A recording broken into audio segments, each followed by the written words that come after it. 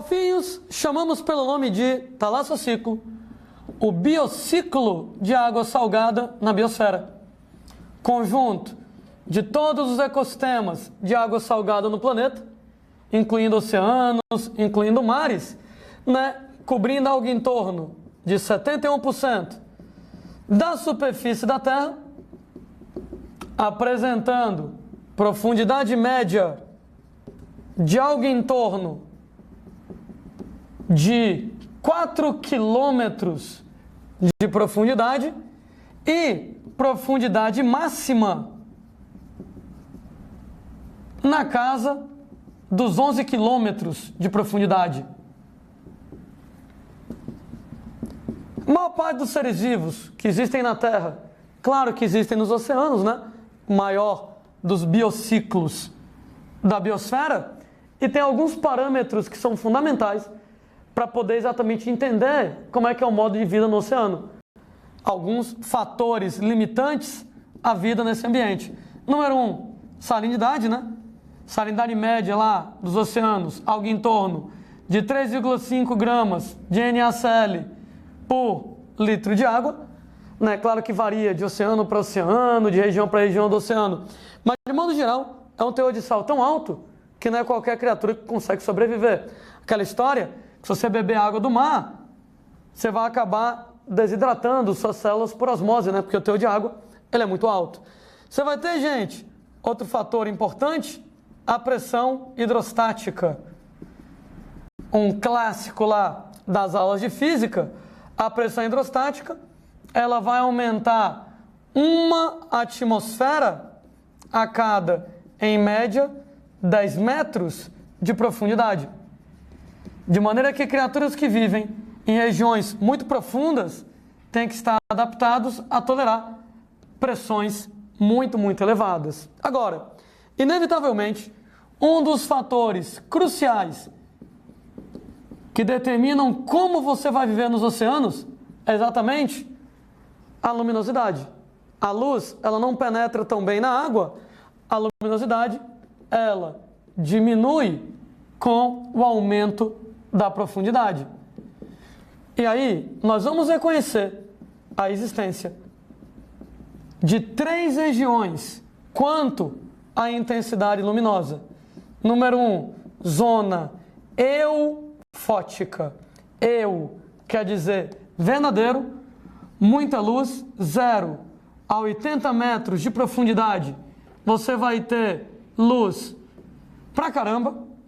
Com muita luz, automaticamente, a atividade de fotossíntese vai bombar, de maneira que você vai ter muitas e muitas algas, muito fitoplâncton, produzindo muita matéria orgânica, o que implica em você ter uma grande quantidade e uma grande diversidade de vida.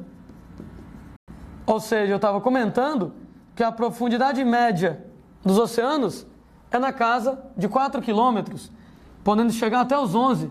Mas, gente, a imensa maioria das formas de vida vivem nos primeiros 80 metros de profundidade. Não é exatamente onde você vai ter bastante luz. Segunda região, a zona disfótica. Se eu quer dizer verdadeiro, dis quer dizer alterado. Zona disfótica, ela vai de 80 a 400 metros de profundidade. Aqui você já tem pouca luz, então pouca fotossíntese, então pequena quantidade de algas, então pequena quantidade de matéria orgânica, então pequena quantidade e pequena diversidade de vida. Já é, moçada, uma região bem mais pobre, tanto em número de indivíduos como em número de espécies. Entretanto, nada que não possa piorar. A chamada zona afótica é a região, moçada, que fica abaixo dos 400 metros de profundidade. Os livros, eles não são unânimes quanto a isso. Então, tem autores que falam em 200 metros. 200, 400 metros. Fato é que a partir de uma determinada profundidade, sem fotoluz, não vai ter luz de jeito nenhum. Uma vez que não tem luz, não vai haver fotossíntese, não vai haver algas. Ô Landim, se não tem algas, não tem fitoplâncton, não tem matéria orgânica? Tem. Nesse caso, moçada, a zona fótica, ela depende de matéria orgânica importada. Quando eu falo que ela depende de matéria orgânica importada, quem é essa matéria orgânica importada? É o que nós chamamos de chuva de detritos. Gente, a chuva de detritos corresponde exatamente a restos de plantas, restos de animais que morrem e vão então afundando, vão lá para as regiões mais profundas.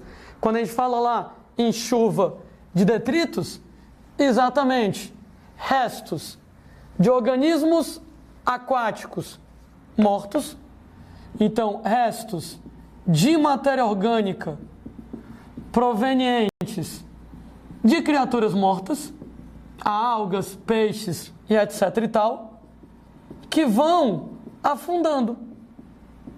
Ação lá da gravidade.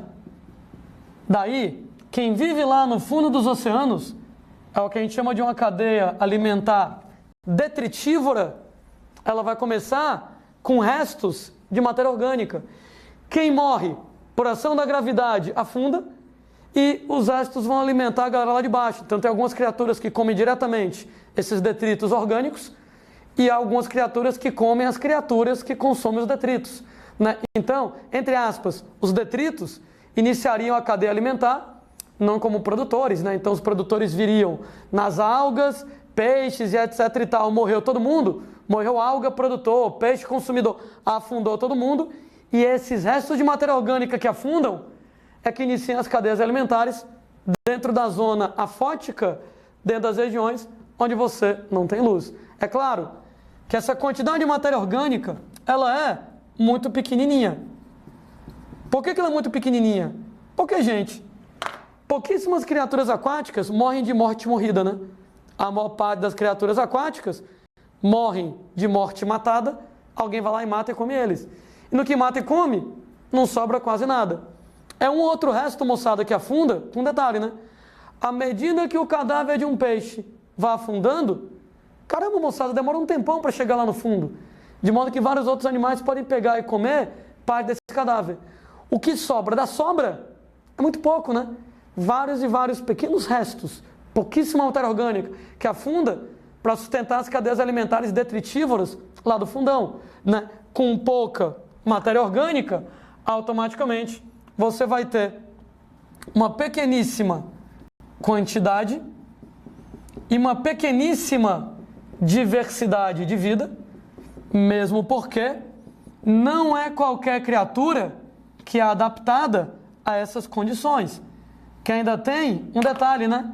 Eles têm que ser adaptados a condições de altas pressões hidrostáticas, né? Quanto mais você afunda, maior a pressão hidrostática. Eu estava comentando que para esse tipo de ambiente, cadeia alimentar detritívora não começa com um produtor, começa com os restos de matéria orgânica, que eu chamei de chuva de detritos, né? A matéria orgânica importada aí na brincadeira. Então o produtor para esses ecossistemas, na verdade as próprias algas, né? E aí, peixes, etc e tal, consumidores que vão morrer e vão alimentar a galera lá de baixo. Onde? Mas não tem criaturas que são quimiosintetizantes, que conseguem produzir matéria orgânica, mesmo sem luz? Beleza. Alguns, pouquíssimos ecossistemas, pouquíssimos, na zona afótica, na zona sem luz, são mantidos pela atividade de quimiossíntese. Ou seja, é uma minoria. Gente, é a minoria da minoria. Então, a zona afótica não tem luz, não tem fotossíntese, a galera se vira com quimiossíntese? Não. A galera se vira com a chuva de detritos, que depende da fotossíntese. A chuva de detritos depende da fotossíntese. Bem ou mal, quem produziu os detritos foi uma cadeia alimentar que se iniciou com a alga, com a fotossíntese. É uma minoria alguns pouquíssimos ecossistemas que são mantidos inteiramente por matéria orgânica produzida por quimiossíntese, produzida por bactérias quimiosintetizantes.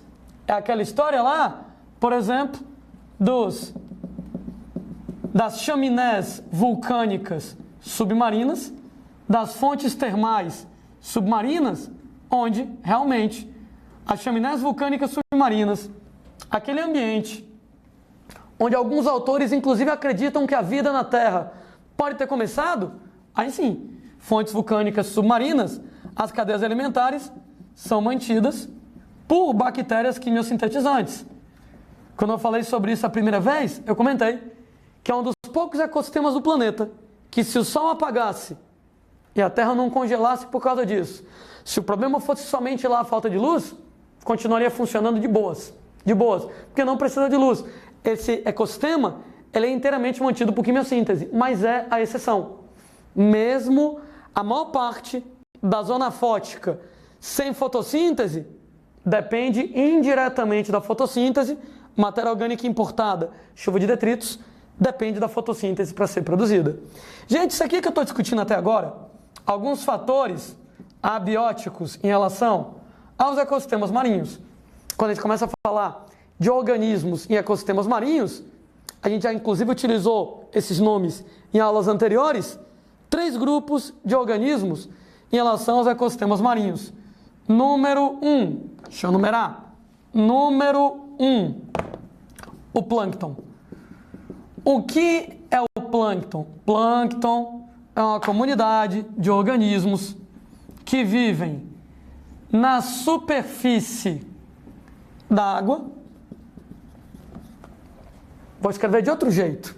Eles flutuam na superfície da água, então eles vivem boiando na superfície da água à deriva.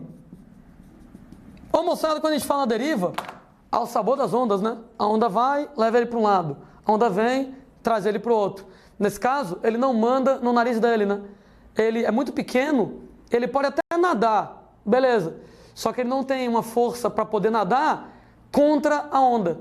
Ele não consegue enfrentar a força do movimento dos oceanos. De maneira que, para onde o oceano vai, ele vai. Ele consegue nadar naquele microambiente, naquele espaçozinho lá, pequenininho, onde ele está. Mas a capacidade dele de controlar o movimento é muito limitada, né? Porque como ele é muito pequeno, a força das ondas é muito maior do que a força do movimento dele, ele está à deriva aqui na brincadeira. Sendo, né, pessoas, que essas criaturas aqui são microscópicas, né? Criaturas bem pequenininhas, não são visíveis a olho nu. A gente, né, já comentou isso várias vezes. Existe o fitoplâncton, que ele é autótrofo. A base dos ecossistemas aquáticos, quem vai fazer a fotossíntese, quem vai produzir matéria orgânica nos ecossistemas aquáticos, incluindo, moçada, criaturas como cianobactérias, algas azuis, né? Incluindo algas microscópicas. Tanto algas unicelulares, carinhas como, por exemplo, diatomáceas, carinhas como, por exemplo, dinoflagelados. Mas, gente, alguns carinhas que são microscópicos e pluricelulares, né? Tem algumas algas verdes filamentosas, que formam filamentos, que apesar de elas serem multicelulares, elas são microscópicas. Fato é, fitoplâncton, né? Autótrofo, cianobactérias, algas azuis, algas microscópicas, muitas delas unicelulares, especialmente diatomáceas e dinoflagelados. Existe o fitoplâncton, existe o zooplâncton, né? Também já comentamos sobre esses caras. O zooplâncton, moçadinha, ele vai ser heterótrofo. E quando a gente fala no zooplâncton heterótrofo, carinhas como, por exemplo, lá, protozoários. Carinhas como, por exemplo, larvas de vários animais aquáticos, de peixes, de moluscos, de crustáceos e etc e tal. E pequenos animais, particularmente microcrustáceos, copépodes, como por exemplo o krill. Nesse caso, gente, lá, aquele pequenino camarão que é o alimento das baleias, que é, moçada, simplesmente o animal mais abundante do planeta, né? O animal que tem o maior número de representantes no planeta, a maior biomassa animal no planeta é dessa desgraça aí, krill, né? Tanto é que ele sustenta os ecossistemas marinhos, né? O krill come o fitoplâncton e o krill é a base para a alimentação, do ponto de vista do zooplâncton, né? Do ponto de vista lá, de você trabalhar com o consumidor primário, ele é a base para a alimentação da maior parte das criaturas aquáticas. Existe o plâncton, existe o nécton. Nécton, né, gente? São criaturas que nadam ativamente na massa de água, ou seja, a galera que vai para onde quer, enquanto a galera do plâncton está à deriva, porque são lá microscópicos, né? Microscópicos. Galera moçada no nécton é macroscópica. Então tem força para nadar contra as ondas. A onda está ali, eu quero nadar para o outro lado, eu vou, né? Estamos falando, obviamente, de carinhas como peixes, mamíferos aquáticos como baleia, como golfinho. Alguém briga comigo. Ô Landim, mas baleia e golfinho, mamíferos aquáticos, não tem respiração pulmonar? Tem. Então não respirar, respira. Então não tem que ficar obrigatoriamente na superfície da água para respirar? Não. Baleia e golfinho, de vez em quando tem que ir na superfície da água para respirar, mas não precisa ficar obrigatoriamente na superfície da água. E muito menos, baleias e golfinhos estão à deriva. Se ele vai lá e quiser mergulhar, ele mergulha, né? Tem lá tipo de baleia que consegue prender a respiração para passar 1 hora debaixo d'água. Nada no fundão, volta, vai para onde quer. Claro que de vez em quando tem que voltar para a superfície para poder respirar, porque no mamífero a respiração é pulmonar. E nós temos, moçada, o benton, onde o benton, criaturas que são muito pesadas, que vivem sobre ou sob o leito marinho, ou seja, em cima da areia no fundo do mar ou embaixo da areia no fundo do mar. Criaturas, moçada, que não conseguem flutuar, criaturas, moçada, que não conseguem nadar, por serem muito pesados, sobre ou sob o leito marinho, sendo, né, gente, que não obrigatoriamente a moçada do benton é céssio, né?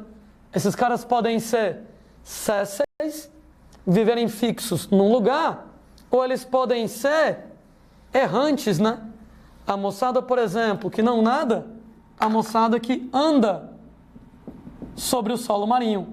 Então, quando eu falo em criaturas sésseis, criaturas fixas, desde, moçada, alguns tipos de algas, algas bentônicas. Então, pega, por exemplo, algas bentônicas, incluindo aqui as algas coralináceas, um exemplo interessante, que são do grupo das rodofícias, das algas vermelhas, que acumulam carbonato de cálcio, calcário. Aí elas ficam endurecidas. Nem toda alga, gente, cuidado, faz parte do plâncton. Tem algas que fazem parte lá do benton, nesse caso, sendo fixas. Mas animais, né? Como, por exemplo, esponjas, corais, né? Assídeas, mexilhões e etc e tal. E tem uma moçada que é errante. A galera que é móvel, bom, nesse caso, não nada, né? Que caminham sobre o leito marinho, né? Que andam sobre o fundo do mar. E aí, pessoas, exemplo de criaturas marinhas que elas não nadam, que elas também não são fixas, que elas andam sobre o fundo do mar. Carinhas como, por exemplo, ouriços do mar, estrelas do mar, siri, né? Carinhas, moçada, que trabalham dessa maneira. Então, plâncton flutuando na superfície da água à deriva, nécton nada para onde quer, e o benton, a galera pesadona, que não consegue flutuar nem nadar. Então afunda sobre ou sob o leito marinho, sendo que a moçada do Benton pode ser séssil ou pode ser móvel, errante, nesse caso.